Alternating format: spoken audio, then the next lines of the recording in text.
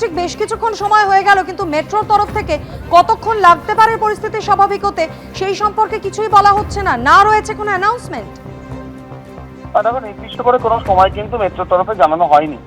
তার মূল কারণ হচ্ছে এই সমস্যাটা কতক্ষণে স্বাভাবিক করা যাবে সেই সংক্রান্ত আপডেট কিন্তু মেট্রোর কাছে এখন নেই। কারণ চেষ্টা চলছে, এমার্জেন্সি ব্রেক একবার অ্যাপ্লাই হয়ে গেলে সেই ব্যক্তিকে সেখান থেকে সরানো অত্যন্ত কঠিন একটি বিষয়।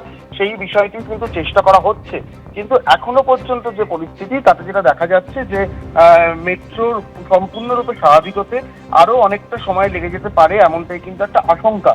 তবে মেট্রোর তরফে যেটা জানানো হচ্ছে, যারা ইঞ্জিনিয়াররা রয়েছেন তারা ইতিমধ্যেই ঘটনাস্থলে পৌঁছেছেন, তারা কাজ করছেন, মেট্রো রেকটিকে সরানোর চেষ্টা করছেন। এবার এই রেকটি যদি একটি লাইনের মধ্যে আটকে থাকে তাহলে মূল যে সমস্যার জায়গাটা তৈরি হয় যে কোনোভাবেই কিন্তু অন্য রেকও চালানো সম্ভব হচ্ছে না, এবং রেকটিকে যে ঘুরিয়ে আনবে টালিগঞ্জ থেকে ঘোরানোর ব্যবস্থা রয়েছে, ব্রিজির ঠিক আগে থেকে ঘোরানোর ব্যবস্থা রয়েছে, সেখানেও কিন্তু কোনোভাবে মেট্রো রেক পৌঁছে দেওয়া সম্ভব হচ্ছে না।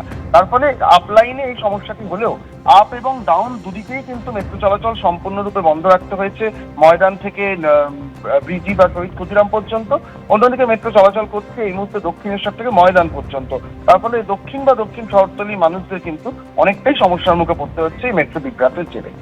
একদমই অরিত্রিক, তুমি আমাদের সঙ্গে থাকো। আজ রবিবার, আজ যান্ত্রিক ত্রুটির কারণে এভাবে মেট্রো বিভ্রাট, ভোগান্তিতে পড়েছেন যাত্রীরা। যেমনটা আমাদের প্রতিনিধি জানাচ্ছিলেন যে এমার্জেন্সি অ্যাপ্লাইড ব্রেক যে কারণে এইভাবে হঠাৎ করে আটকে যায় রেকটি। পরিস্থিতি স্বাভাবিক হতে কতটা সময় লাগবে এখনো পর্যন্ত বলা যাচ্ছে না। পাশাপাশি গত শুক্রবারের ছবি আপনাদের সামনে রেখেছি, যখন নোয়াপাড়া বিমানবন্দর রুটে মেট্রোয় বড়সড় বিভ্রাট হয়। নোয়াপাড়া বিমানবন্দর রুটে আচমকাই অন্ধকার হয়ে যায় একাধিক স্টেশন। দেখতে পাচ্ছেন একেবারে শুক্রবারের ঘটনা, ঘুটঘুটে অন্ধকার হয়ে যায় এভাবে এই metro station. Jessore road, cantonment এবং বিমানবন্দর তিনটি স্টেশনে বিদ্যুৎ বিভ্রাটের জেরে অন্ধকার হয়ে যায় মেট্রো স্টেশন। বিকল হয়ে পড়ে এসকেলেটর, লিফট সহ প্ল্যাটফর্মের সমস্ত বৈদ্যুতিক যন্ত্রপাতি। মেট্রো কর্তৃপক্ষ জানায় বিদ্যুৎ বিভ্রাট হলেও মেট্রো চলাচল স্বাভাবিক ছিল। যদিও যাত্রীরা কিন্তু অন্য কথা সেদিনও বলেছিলেন, সেদিনও চরম ভোগান্তির শিকার হতে হয়েছিল যাত্রীদের। আর তার ঠিক দুদিনের মাথায় রবিবার ফের একবার যান্ত্রিক ত্রুটির কারণে আটকে গেল রেক। অরিত্রিক ভট্টাচার্য প্রতিনিধির সঙ্গে আরো একবার কথা বলে নেব। অরিত্রিক, শুক্রবারই আমরা দেখেছিলাম তিনটি মেট্রো স্টেশন এভাবে ঘুটঘুটে অন্ধকার হয়ে গিয়েছিল, চরম ভোগান্তিতে পড়েছিলেন যাত্রীরা। দুদিনের মাথায় আজ রবিবার ফের একই ঘটনা, বারবার তো এই ঘটনা ঘটেই চলেছে। দেখুন, মূল সমস্যার জায়গাটা হচ্ছে যে ব্লু লাইনে এই ঘটনা অহরহ ঘটে থাকছে। তার একটা বড় কারণ, এর আগে মেট্রো জেনারেল ম্যানেজার তিনিও ব্যাখ্যা দিয়েছেন যে ব্লু লাইন অর্থাৎ দক্ষিণেশ্বর থেকে নিউ গড়িয়া, যদিও নিউ গড়িয়া স্টেশন অনেকদিন বন্ধ, সেও এক মেট্রো বিভ্রাটের জন্যই। কিন্তু এই যে লাইনটি 41 বছর পুরনো এবং সেখানে বিভিন্ন রকম প্রযুক্তিগত সমস্যা হচ্ছে, যেগুলোকে স্থায়ীভাবে মোকাবিলা করার জন্য কিন্তু ইতিমধ্যেই নানাবিধ ব্যবস্থা নেওয়া হয়েছে, রেল বোর্ডের পারমিশন নেওয়া হয়েছে, কাজ চলছে। কিন্তু এর আগের যে ঘটনাটা তুমি বলছিলে সেটা কিন্তু ইয়োলো লাইনে, অর্থাৎ যে লাইন উদ্বোধন হয়েছে 6 মাস পেরিয়েছে সবে, সেখানে বিদ্যুৎ বিভ্রাটের মতন সমস্যাও দেখা গেছে। গ্রিন লাইন অর্থাৎ যেটা গঙ্গার নিচ দিয়ে যায় হাওড়া ময়দান থেকে সেক্টর 5 পর্যন্ত, সেখানেও সমস্যা দেখা গেছে। এবং মূল বিষয়টা বয়সজনিত নাকি মূল বিষয়টা রক্ষণাবেক্ষণের, সেই প্রশ্নটা বারবারই ওঠে। তবে আজকের রোববার যে ঘটনাটি ঘটলো সেটা কিন্তু অনেকটা লম্বা সময়, এবং তার ফলে অনেকটা সময় ধরে আমরা দেখতে পাচ্ছি হচ্ছে মেট্রোর কোনো রকম সার্ভিস একটা বড় অংশ জুড়ে নেই, এবং সেটার জন্য কিন্তু প্রচুর মানুষকে ভোগান্তির মুখে পড়তে হচ্ছে।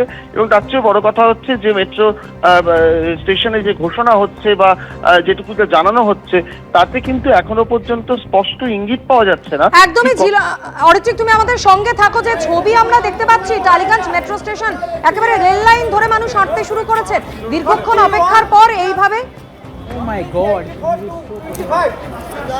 পাশেই থার্ড লাইন এবং সেই লাইন ধরে একেবারে বিপজ্জনক অবস্থায় শিশুদের কোলে নিয়ে মানুষ এইভাবেই রেল লাইন ধরে হাঁটতে চলেছেন।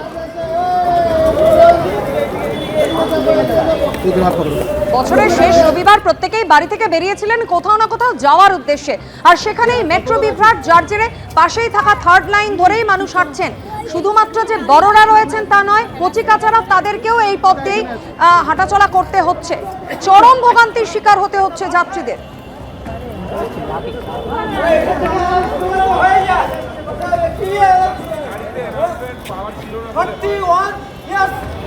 Oh my God!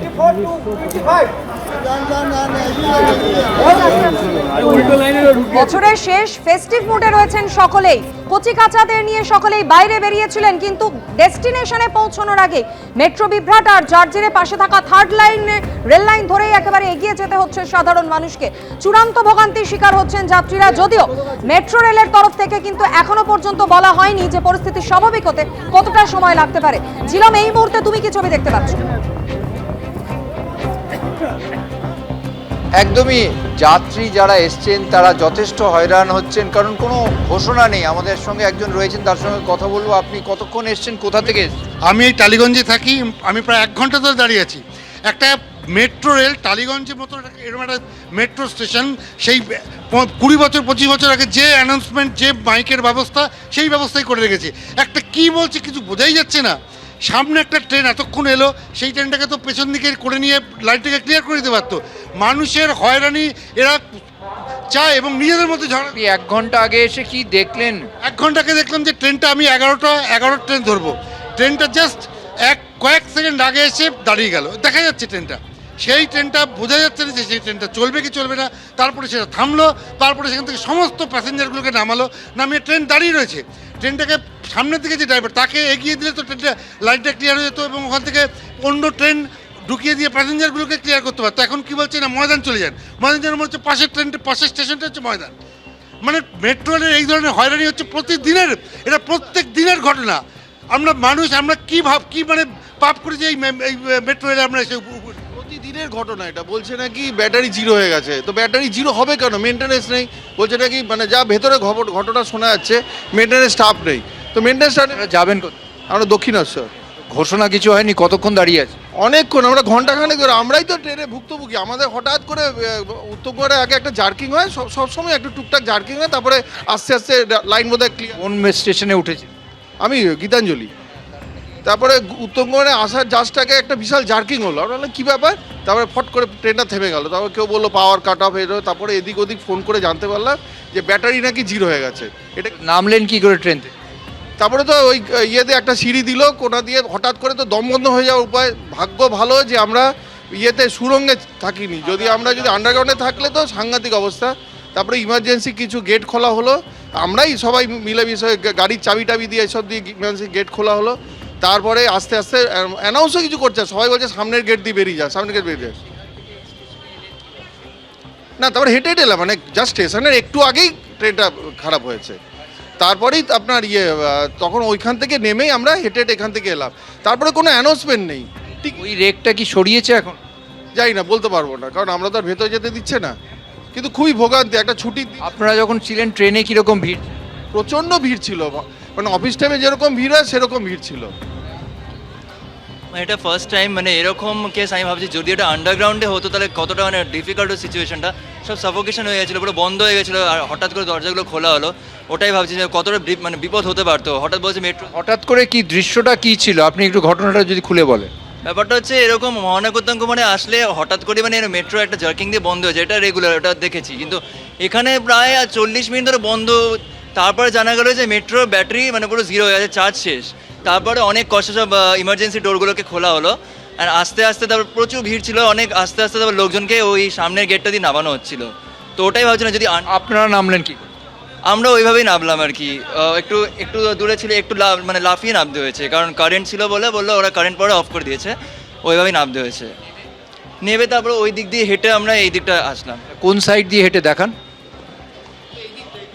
এই দিকটা, ওই দিক দিয়ে গিয়ে এই দিকটা আসতে হয়েছে, মানে এখান দিয়ে। যে ট্রেন, যে রেকটা আছে ওখানে দেখা যাচ্ছে, ওই রেকের ওই দিকেই? না, রেকের উল্টো দিকটায়। কতক্ষণ হাঁটতে হলো? ওই 3-4 মিনিট মতন, কারণ একটু কাছেই ছিল মানে। তো ভেতরে যখন অন্ধকার হলো তখন কি রকম, কতজন ছিল, কে পরিস্থিতি কি বলছে? মানে প্রথম আমরা ঠিক ভেবেছিলাম হয়তো মানে সাময়িক একটা ফল্ট হয়েছে, বাট যখন অনেকক্ষণ হয়ে গেলো তখন সবাই মানে প্রায় ভয় পেয়েছে, কারণ দরজাগুলো খোলা যাচ্ছিল না। তারপর অনেক কষ্টে ম্যানুয়াল ট্যানুয়াল দেখে ইমার্জেন্সি ডোরগুলো খোলা হলো। কারা খুললো? আপনারাই? আরও আমাদের কাছে অনেক লোক। যাত্রীরাই খুলেছে? হ্যাঁ, যাত্রীরাই খুলেছে।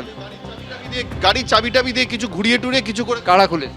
যাত্রী তো মধ্যে কেউ খুলেছে।